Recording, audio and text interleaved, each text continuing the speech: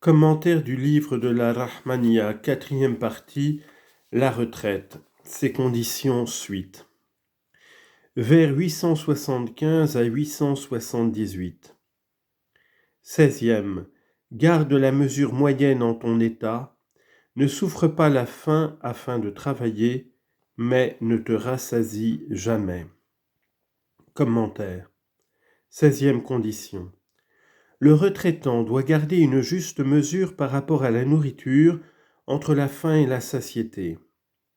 Il doit s'arrêter de manger avant d'être rassasié de nourriture. Ce dernier est blâmé par la loi et par la raison. Un hadith dit « L'homme doit proportionner ses bouchées à la capacité de ses reins. Il ne doit pas diminuer sa nourriture au point de ressentir une faim nuisible. Il doit garder en cela un juste milieu. D'après le hadith, la meilleure des choses est celle qui est au milieu. Khair al-umur awsat uha. En effet, la modération dans la nourriture est favorable à la santé et au travail. Vers 879 à 882. Si tu ne ressens pas d'appétit pour la nourriture, prends-en une partie à ton repas et garde le reste pour le repas de Sohor. Commentaire.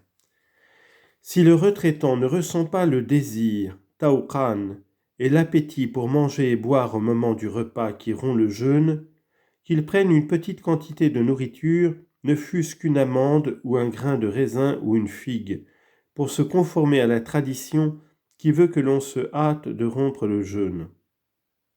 Ensuite qu'il revienne à son habitude du jeûne et qu'il attende pour manger qu'il en ressente l'appétit. Ou bien qu'il attende le moment de Sohor, Sahar, le point du jour. Il faut que la graisse d'assam dont il prépare sa nourriture ne vienne pas des animaux, mais que ce soit de l'huile ou un condiment semblable. Que sa nourriture soit de l'orge. Vers 883 à 886.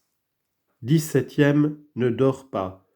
Pour prendre du repos, ô jeune homme, mais si le sommeil te terrasse, ne te couche pas pour dormir. Commentaire. 17e condition. Le retraitant ne doit pas dormir pour se reposer. Il ne doit dormir que lorsqu'il est vaincu par le sommeil et terrassé par la puissance de sa nature, et que cette nécessité de dormir lui est nuisible et l'empêche de psalmodier. Alors, s'il peut dormir sans appuyer son côté sur la terre, et qu'il puisse dormir assis par terre, qu'il le fasse si cela le repose. Sinon, qu'il s'entoure de ses habits en guise d'appui, ou bien qu'il se tienne assis et s'appuie contre le mur de sa cellule, afin de ne pas se plonger complètement, istarraq, dans le sommeil. En effet, s'il s'attache à mener la lutte contre lui et à se priver du sommeil qui délasse, il verra se fondre les 4 éléments, la terre, l'eau, l'air et le feu. Et il verra disparaître, zaalat, les voiles qui recouvrent son cœur. Il pourra alors regarder vers le mont du royaume et désirer ardemment son maître. Vers 887 à 894. La 18e est la défense qui te fait rejeter toutes les pensées, sauf celles qui sont fréquentes, celles-là il faut les révéler au maître. S'il te dit « fais, ô homme », ne va pas contre sa décision, même s'il se tait ou s'il défend, abstiens-toi. Commentaire. 18e condition. Le retraitant doit chasser toutes les pensées bonnes ou mauvaises qui lui viennent parce qu'elles sont contraires au recueillement produit par la psalmodie. Lorsqu'il sera parvenu au degré du discernement des pensées, il repoussera celles qu'il doit chasser et il gardera celles qu'il doit garder. Mais au début, les maîtres ordonnent à l'aspirant de repousser toutes les pensées, parce que celui qui entre dans la voie ne cherche d'abord que les pensées qui ne se présentent pas souvent à l'aspirant. Quant à celles qui se présentent souvent à son esprit, il ne doit pas les chasser mais les exposer au maître. Et si après avoir été mis au courant de ses pensées, le maître lui donne un ordre, l'aspirant est obligé de l'accomplir. Mais si après cette ouverture le maître se tait ou lui intime une défense sur quelque point, que l'aspirant n'hésite point, qu'il obéisse et qu'il s'abstienne de ce qui lui a été défendu, et qu'il ne le fasse pas absolument. La réponse à ces paroles, s'il dit « fait » est sous-entendue. Le pronom « huwa » qui suit les mots « s'il se tait » sert à appuyer sur cette condition dont la réponse est qu'il s'abstienne.